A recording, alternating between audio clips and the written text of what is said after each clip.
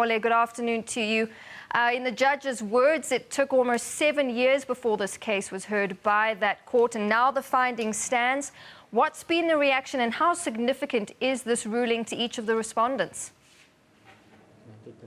Well, this ruling is definitely very, very significant, and the reactions keep pouring out from those who have attended the judgment today here at court, attentively listened as the judge delivered the ruling. One of those is Mr. Vawda, who came as a friend of the court. Mr. Vawda, what is your reaction to the judgment? We heard very celebratory remarks from the DA. You hold a different view. You see, the South African Constitution is very clear. In section 179(5)(d), it reads, the National Director of Public Prosecutions may review a decision to prosecute or not to prosecute. This court, with due respect, has erred. This court has said it has reviewed the decision. Now, there's a hierarchy. The National Director of Public Prosecutions has this constitutional authority to review the decision of the National Director of Public Prosecution.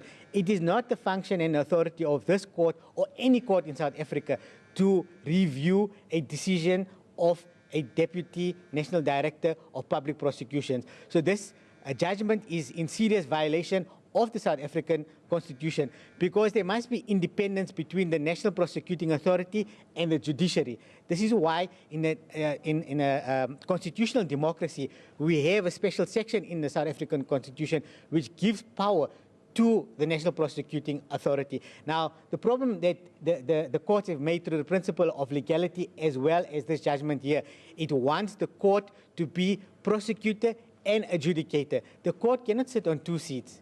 The court must sit on one seat, adjudicator, and the prosecutor sit on the seat of prosecutor. So this is where justice is tainted in this case of President Zuma. And for 2 terms now, the majority of South Africans have chose President Zuma to be the leader. The DA cannot come in and try and use court processes to abuse court processes and attack the decision of the majority of South Africans. The matter is not properly ventilated. It must still be decided on appeal at the Supreme Court of Appeals and the Constitutional Court. This court failed to answer the question, who has exclusive authority to prosecute or not to prosecute?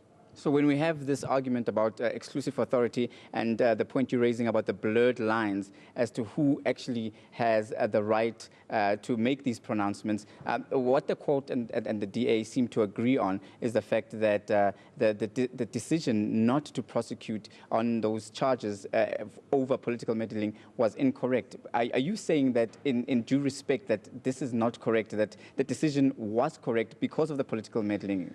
This decision of the court and the application brought by the DA is premature in terms of the procedure for prosecution.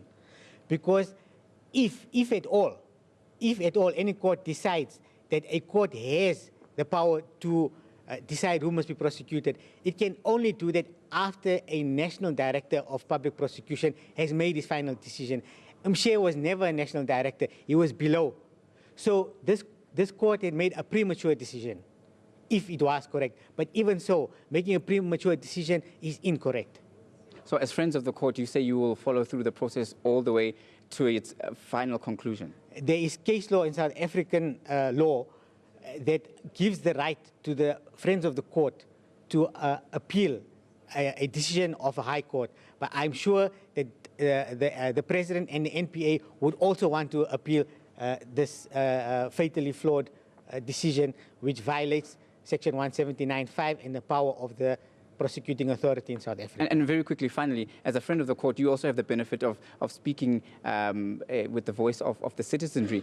What do you think this would mean to ordinary South Africans? What kind of message would this send to the layman on the street who perhaps does not get the technicalities of the legal processes? What does this pronouncement and this judgment mean for South Africa today?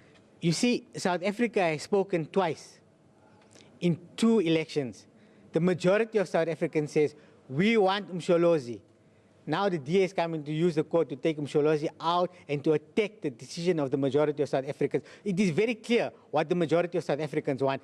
They want Zuma to continue. All right, Mr. Vawda, we have to leave it there. Thank you very much for speaking to us. That was Mr. Muhammed Vawda, and he was here at court as an interested party, a friend of the court, and he is basically of the view that the court has erred in its ruling in terms of the judgment that was handed down today. With that, it's back to you, Natasha.